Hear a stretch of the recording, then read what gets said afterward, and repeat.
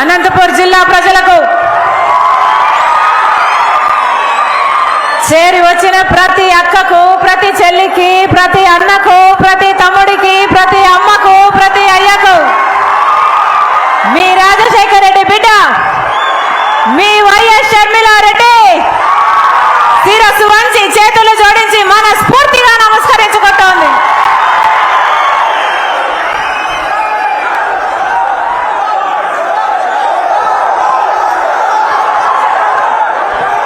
మన రాష్ట్రం ఏర్పడి 10 సంవత్సరాలు అయిపోయింది. ఆంధ్ర రాష్ట్రం ఏర్పడి 10 సంవత్సరాలు అయిపోయింది. ఈ 10 సంవత్సరాలలో 10 అడుగులైన అభివృద్ధిలో ముందుకేసామా? పట్టుమని 10 కొత్త పెద్ద పరిశ్రమలైనా వచ్చాయా? మన బిడ్డలకు ఉద్యోగాలు వచ్చాయా? ఈ 10 సంవత్సరాలలో ఎక్కడ వేసిన గొంగలి అక్కడే. అభివృద్ధిలో ఒక్క అడుగు కూడా ముందుకు వేయలేదు. ఈ 10 సంవత్సరాలలో ప్రపంచమంతా, పక్కనున్న రాష్ట్రాలంతా వేగంగా దూసుకుపోతుంటే అభివృద్ధిలో మన రాష్ట్రంలో మాత్రం ఒక్క అడుగు కూడా ముందుకు పడకపోతే మిగతా రాష్ట్రాలలో పోలిస్తే మన రాష్ట్రం 25 అడుగులు, 25 సంవత్సరాలు వెనకబడింది ఆంధ్ర రాష్ట్రం. దీనికి కారణం ఎవరు? దీనికి కారణం ఎవరు? ఈ 10 సంవత్సరాల ఆంధ్ర రాష్ట్రంలో 5 సంవత్సరాలు, మొట్టమొదట 5 సంవత్సరాలు చంద్రబాబు గారు ముఖ్యమంత్రి అయితే ఇప్పుడు 5 సంవత్సరాలు జగనన్న గారు ముఖ్యమంత్రి. 10 సంవత్సరాలలో కాంగ్రెస్ పార్టీ ఆ రోజు రాష్ట్రం ఏర్పడే రోజున 10 సంవత్సరాల కింద 5 సంవత్సరాలు ప్రత్యేక హోదా కాంగ్రెస్ పార్టీ ఇస్తానని అంటే ఆ రోజు మోడీ గారు చెప్పిన మాట, తిరుపతిలో పుణ్యక్షేత్రంలో నిలబడి మోడీ గారు చెప్పిన మాట, 5 సంవత్సరాలు ప్రత్యేక హోదా సరిపోదు, 10 సంవత్సరాలు బీజేపీ పార్టీ అధికారంలోకి వస్తే 10 సంవత్సరాల ప్రత్యేక హోదా ఇస్తామని చెప్పాడు మోడీ గారు. నాకు భక్తి ఎక్కువ అని చెప్పుకునే మోడీ గారు తిరుపతిలో నిలబడి ఆంధ్ర రాష్ట్ర ప్రజలకు ఇచ్చిన హామీ, ఇచ్చిన వాగ్దానం 10 సంవత్సరాల ప్రత్యేక హోదా. ఆ రోజు చంద్రబాబు గారు మోడీ గారికి మద్దతు పలుకుతూ అదే సభలో 10 సంవత్సరాలు సరిపోదు, మాకు 15 సంవత్సరాలు ప్రత్యేక హోదా కావాలి అన్నాడు. ప్రత్యేక హోదా కోసమే బీజేపీతో చేరుతున్నాము, మోడీ గారితో మేము అలయన్స్ పెట్టుకుంటున్నాము అని చెప్పిన చంద్రబాబు గారు అలయన్స్ పెట్టుకున్నాడు, అధికారంలోకి వచ్చాడు. కానీ ప్రత్యేక హోదాను మాత్రం మర్చిపోయాడు చంద్రబాబు గారు. ప్రత్యేక హోదా కోసం పోరాడుతానని చెప్పిన వాడు, ఆంధ్ర ప్రజల హక్కు ప్రత్యేక హోదా అని చెప్పిన వాడు, నన్ను ముఖ్యమంత్రిని చేయండి, నేను స్వర్ణాంధ్రను చేస్తానని చెప్పిన వాడు, నవ్యాంధ్రను నిర్మిస్తానని చెప్పిన వాడు, తీరా ముఖ్యమంత్రి అయ్యాక ప్రత్యేక హోదాను విరమించాడు, ప్రత్యేక హోదాను విస్మరించాడు, ప్రత్యేక హోదాను తుంగలో తొక్కాడు. ఊసరవల్లి కూడా చంద్రబాబు గారి దగ్గరే రంగులు మార్చడం నేర్చుకుంది. ఊసరవల్లికి మించి చంద్రబాబు గారు ముఖ్యమంత్రి కాకముందు ప్రత్యేక హోదా ఆంధ్ర రాష్ట్ర ప్రజల హక్కు అని చెప్పిన వాడు ముఖ్యమంత్రి అయిపోయిన తర్వాత చంద్రబాబు గారు చెప్పిన మాట ఏమిటి? ప్రత్యేక హోదా అయితే సంజీవినా అన్నాడు. ప్రత్యేక హోదా అవసరం లేదు, మేము ప్రత్యేక ప్యాకేజీ తీసుకుంటాము అన్నాడు. తీరా ప్రత్యేక హోదా కోసం ఎవరైనా పోరాడితే వాళ్ళ మీద కూడా కేసులు పెట్టాడు, వాళ్ళను కూడా జైల్లో పెట్టాడు. ఆ రోజు ప్రతిపక్ష నాయకుడు జగనన్న గారు, ఆ రోజు జగనన్న గారు ప్రత్యేక హోదా కోసం ఎన్నో దీక్షలు చేశాడు, నిరాహార దీక్షలు చేశారు, పోరాటాలు చేశారు. ఆఖరికి జగనన్న గారు ఆ రోజు చెప్పిన మాట, ప్రత్యేక హోదా కోసము ఎంపీలందరము మూకుమ్మడి రాజీనామాలు చేద్దాము అన్నాడు. మూకుమ్మడి రాజీనామాలు చేస్తే కేంద్ర ప్రభుత్వం ప్రత్యేక హోదా ఎందుకు ఇవ్వదో చూద్దాము అన్నాడు జగనన్న గారు. తీరా జగనన్న గారైతే ప్రత్యేక హోదా సాధిస్తారు అని ప్రజలు నమ్మి జగనన్న గారికి ఓటేస్తే ముఖ్యమంత్రి అయిన తర్వాత జగనన్న గారు ఒక్కటంటే ఒక్కసారైనా ప్రత్యేక హోదా కోసము నిజమైన ఉద్యమం చేశాడా? ప్రత్యేక హోదా మాకు కావాలి అని ఎప్పుడైనా ఢిల్లీలో కూర్చొని ధర్నాలు చేశారా?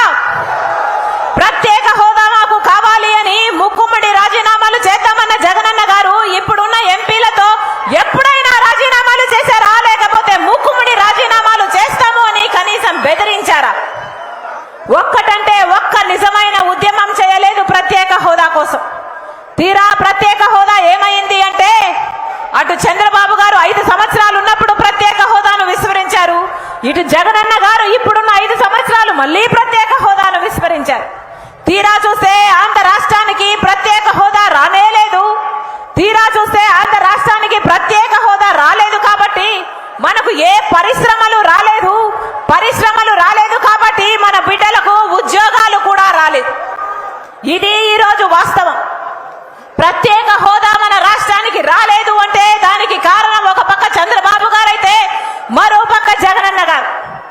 ఇద్దరు కలిపి బీజేపీ పార్టీకి ఏ మాత్రం మెడలు వంచున్నా, బీజేపీ పార్టీతో కుమ్మక్కు కాకుండా ప్రత్యేక హోదా కోసం పోరాటం చేస్తున్నా ఈ పార్టీకి మన రాష్ట్రానికి ప్రత్యేక హోదా వచ్చుండేది.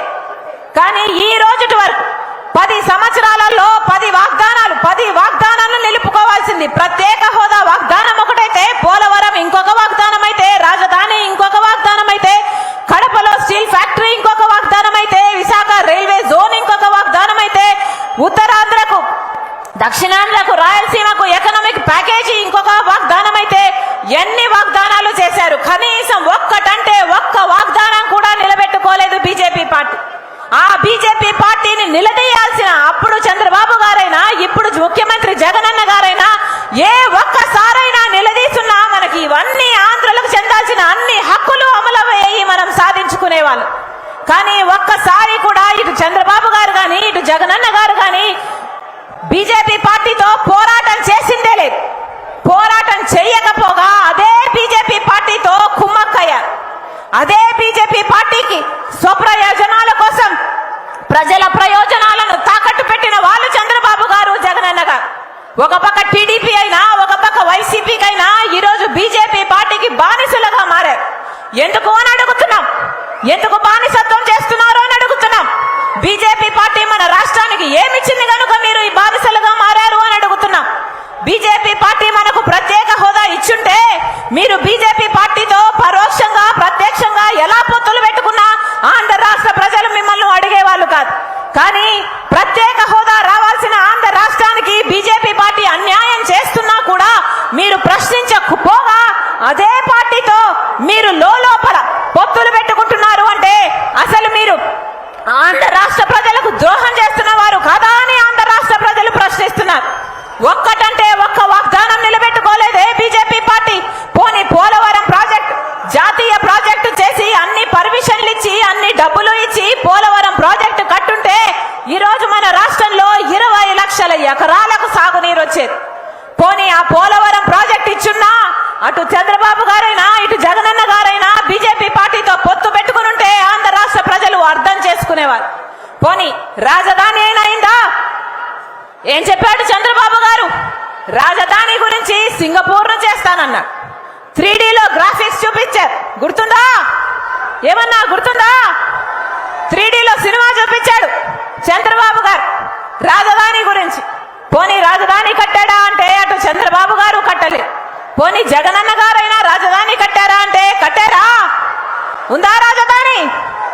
జగనన్న గారైతే ఒకటి సరిపోలేవు, మనకు 3 రాజధానులు కావాలి అన్నారు. పోనీ మూడిట్లో ఏ ఒక్కటైనా అయిందా? ఏ ఒక్క రాజధాని అయినా ఉందా ఆంధ్ర రాష్ట్రానికి? మనము తలెత్తుకొని ఇది మా రాజధాని అని చెప్పుకోతగ్గ ఒక్క రాజధాని కూడా మనకు లేదు అంటే అది సిగ్గుచేటు కాదా? ఆంధ్ర రాష్ట్ర ప్రజలకు అది సిగ్గుచేటు కాదా? ఈ రోజు వరకు బీజేపీ మనకు ఒక్కటంటే ఒక్కటి కూడా ఇవ్వలేదు. ఇందాక ప్రెసిడెంట్ గారు చెప్పినట్టు రైతులకి రెట్టింపు చేస్తామన్నారు ఆదాయం బీజేపీ పార్టీ. పోనీ రైతుల ఆదాయాన్ని రెట్టింపు చేస్తే మీరు పొత్తులు పెట్టుకున్న అర్థం ఉంది. బీజేపీ పార్టీ సంవత్సరానికి 2 కోట్ల ఉద్యోగాలు ఇస్తామన్నారు. అంటే 10 సంవత్సరాలలో 20 కోట్ల ఉద్యోగాలు ఇచ్చుండాలి. మన ఆంధ్ర రాష్ట్ర ప్రజలకు కనీసం 1 కోటో లేకపోతే 10 లక్షల ఉద్యోగాలు ఇచ్చినా మీరు పొత్తులు పెట్టుకున్నారంటే అర్థం ఉంది. అది కూడా చేయలేదు. ఎక్కడి నుంచో డబ్బులు తెస్తామన్నారు. ఎక్కడెక్కడ ఎవరెవరు దాచిన డబ్బులో తీసుకొచ్చి ప్రతి అకౌంట్ లో 15 లక్షల రూపాయలు వేస్తామన్నారు. వేసారా బీజేపీ పార్టీ? మరి అలాంటి బీజేపీ పార్టీకి ఇటు చంద్రబాబు గారైనా అటు జగన్మోహన్ రెడ్డి గారైనా బానిసలుగా మారడమే కాకుండా ఈరోజు ఆంధ్ర రాష్ట్ర ప్రజలందరినీ బానిసలుగా చేయాలని చూస్తున్నారు. ఇది ఎక్కడి న్యాయం అని అడుగుతున్నాం. ఇది ఎక్కడి న్యాయం అని అడుగుతున్నాం. చంద్రబాబు గారు సమాధానం చెప్పాలి. ఈరోజు బీజేపీ పార్టీతో పొత్తులు పెట్టుకోవడానికి మీరు సిద్ధమయ్యారు. బీజేపీ పార్టీతో మీరు ప్రత్యక్షంగా పొత్తులు పెట్టుకోవడానికి మీరు సిద్ధమయ్యారు అంటే ఎందుకు పెట్టుకుంటున్నారు అని ఆంధ్ర రాష్ట్ర ప్రజలు అడుగుతున్నారు. మనకు ప్రత్యేక హోదా ఇచ్చినందుకు పెట్టుకుంటున్నారా? మనకు పోలవరం ప్రాజెక్ట్ ఇచ్చినందుకు పెట్టుకుంటున్నారా? మనకు రాజధాని ఇచ్చినందుకు పెట్టుకుంటున్నారా? లేకపోతే కనీసం మనకు ఏ ఒక్క వాగ్దానమైనా నిలబెట్టుకున్నందుకు చంద్రబాబు గారు పొత్తులు పెట్టుకుంటున్నారా? ఆంధ్ర రాష్ట్ర ప్రజలకు సమాధానం చెప్పి మరీ ఓట్లు అడగడానికి రావాలి చంద్రబాబు గారు.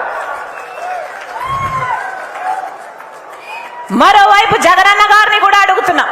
బీజేపీ పార్టీకి రాజశేఖర రెడ్డి గారు ఎన్నిసార్లు వ్యతిరేకించలేదు? రాజశేఖర రెడ్డి గారు ప్రతి అవసరం వచ్చిన ప్రతిసారి, అవకాశం వచ్చిన ప్రతిసారి బీజేపీ పార్టీని వ్యతిరేకించలేదా? ఎందుకంటే బీజేపీ పార్టీ ఒక మత తత్వ పార్టీ కాబట్టి. మతం పేరుతో చిచ్చు పెట్టడం, ఆ మంటలో చలి కాచుకోవడం, ఇదే కదా బీజేపీ పార్టీకి తెలిసిన రాజకీయం. ఒక మతాన్ని అవమానించడం, ఇంకో మతాన్ని రెచ్చగొట్టడం, ఇదే కదా బీజేపీకి తెలిసిన రాజకీయం. అందుకే కదా రాజశేఖర రెడ్డి గారు అంతలా బీజేపీ పార్టీని వ్యతిరేకించారు. ఇదే కదా బీజేపీ పార్టీ ఒక గోద్రా అయినా, ఒక మణిపూర్ ఘటనైనా ఇదే కదా నిరూపిస్తున్నాయి. అలా రాజశేఖర రెడ్డి గారు బీజేపీ పార్టీని ప్రతిసారి వ్యతిరేకించారే, మరి అలాంటి బీజేపీ పార్టీతో ఆయన కొడుకై ఉండి జగనన్న గారు ఎలా పరోక్షంగా పొత్తులు పెట్టుకున్నారో, అక్రమంగా ఎందుకు పొత్తులు పెట్టుకున్నారో ఆంధ్ర రాష్ట్ర ప్రజలకు సమాధానం చెప్పాల్సిన అవసరం జగనన్నకుంది. ఒక్క మాట అంటే ఒక్క మాటైనా నిలబెట్టుకోలేకపోయాడు జగనన్న గారు. రాజశేఖర రెడ్డి గారు మాటిస్తే మాట తప్పని, మడమ తిప్పని నాయకుడు రాజశేఖర రెడ్డి గారు. రాజశేఖర రెడ్డి గారు రైతులను ఎంత బాగా చూసుకున్నాడు. ఆ రోజు రాజశేఖర రెడ్డి గారు ముఖ్యమంత్రిగా ఉండగా రైతే రాజు, వ్యవసాయం పండుగ, రైతులకు రుణమాఫీ చేశాడు, ఇన్పుట్ సబ్సిడీ ఇచ్చాడు, ఎరువుల మీద సబ్సిడీ ఇచ్చాడు, పంట నష్టపోతే పంట నష్టపరిహారం ఇచ్చాడు, మద్దతు ధరనిచ్చాడు, పెట్టుబడి ధరను తగ్గించాడు. అందుకే కదా ఆ రోజు రైతు అంత బాగా బతికాడు. మరి ఇప్పుడు జగనన్న గారు ముఖ్యమంత్రిగా ఉన్నారే, ఎలా ఉంది వ్యవసాయం? ఏమన్నా ఎలా ఉంది వ్యవసాయం? బాగుందా వ్యవసాయం? ఈరోజు అప్పు లేని రైతున్నాడా? అప్పు లేని రైతున్నాడా? మద్దతు ధర ఉందా? ఇన్పుట్ సబ్సిడీ ఉందా? విత్తనాల మీద సబ్సిడీ ఉందా? కనీసం పంట నష్టపోతే పంట నష్టపరిహారం అయినా ఉందా? ఒక్క రకంగా కూడా రైతులను ఆదుకోవడం లేదు జగనన్న గారు. ఆ రోజు జగనన్న గారు ఎలక్షన్లకు పోతున్నప్పుడు చెప్పిన మాట ఏమిటి? 3,000 కోట్లతో నేను రైతుల కోసము, రైతుల మద్దతు ధర కోసము ఒక స్థిరీకరణ నిధి ఏర్పాటు చేస్తానన్నాడు జగనన్న గారు. చేశాడా? మద్దతు ధర 3,000 కోట్ల నుంచి ఇస్తున్నాడా? ఇంకొక 4,000 కోట్లతో పంట నష్టపోతే ఆ నష్టపరిహారం కోసం 4,000 కోట్లతో ప్రతి సంవత్సరము ఒక నిధి ఏర్పాటు చేస్తానన్నాడు జగనన్న గారు. ఇస్తున్నాడా 4,000 కోట్ల నుంచి మీకు పంట నష్టపరిహారం? మరి జగనన్న రాజశేఖర రెడ్డి గారి ఆశయాలను నిలబెట్టిన వాడు అవుతాడా? జగనన్న సమాధానం చెప్పాలి. ఆ రోజు రాజశేఖర రెడ్డి గారు బిడ్డల పట్ల ఎంత ప్రేమ చూపించాడు. బిడ్డలు చదువుకోవాలని, డబ్బు లేని కారణంగా ఏ బిడ్డ చదువు ఆగిపోకూడదని రాజశేఖర రెడ్డి గారు తప్పించలేదా? ఆ రోజు రాజశేఖర రెడ్డి గారు చెప్పిన మాట, రాజశేఖర రెడ్డి గారు చెప్పిన డైలాగు ఆయన చెప్పినట్టే చెప్పడానికి ప్రయత్నిస్తా. మీరు ఏది కావాలంటే అది చదువుకోండి. మీరు డాక్టర్ అవుతారా, మీరు ఇంజనీర్ అవుతారా, మీరు ఎంబీఏ చేస్తారా, మీరు ఎంసీఏ చేస్తారా, మీరు ఏది కావాలంటే అది చదువుకోండి, ప్రభుత్వమే ఉచితంగా చదివిస్తుంది అన్నాడు కదా రాజశేఖర రెడ్డి గారు. మరి ఏమైంది? ఉందా ఇప్పుడు ఫీజు రీయింబర్స్మెంట్? ఫీజు రీయింబర్స్మెంట్ ఎలాగో లేదు. కన్న తల్లిదండ్రులు కూలీ నాలీ చేసి కష్టపడి అప్పు సొప్పు చేసి బిడ్డలు చదివించుకుంటే పోనీ చదివిన బిడ్డలకు ఉద్యోగాలు వస్తున్నాయా? ఏమన్నా ఉద్యోగాలు వస్తున్నాయా? బిడ్డలకు ఉద్యోగాలు వస్తున్నాయా? మొన్నటికి మొన్న ఒక దగా డిఎస్సీ వేశారు. జగనన్న గారు ముఖ్యమంత్రి కాకముందు మేనిఫెస్టోలో చెప్పిన మాట, ప్రభుత్వ శాఖలో 2,30,000 ఉద్యోగాలు ఖాళీగా ఉన్నాయి, ఏపీసీ బిఎస్సీ ద్వారా అన్ని భర్తీ చేస్తామని అధికారంలోకి వచ్చారు. ప్రతి జనవరి 1నే జాబ్ క్యాలెండర్ విడుదల చేస్తానని చెప్పాడు జగనన్న గారు. అంతేకాదు 23,000 ఉద్యోగాలు, టీచర్ ఉద్యోగాలు ఖాళీగా ఉన్నాయి, మెగా డిఎస్సీ వేస్తానని చెప్పిన జగనన్న గారు 5 సంవత్సరాలు కుంభకర్ణుల్లా నిద్రపోయారు. ఇప్పుడు ఎలక్షన్లు వచ్చాయని ఇప్పుడు నిద్ర లేచి 6,000తో దగా ఒక దగా డిఎస్సి వేస్తే అది ఆంధ్ర రాష్ట్ర ప్రజలను దగా చేసినట్టు కదా అని అడుగుతున్నాం.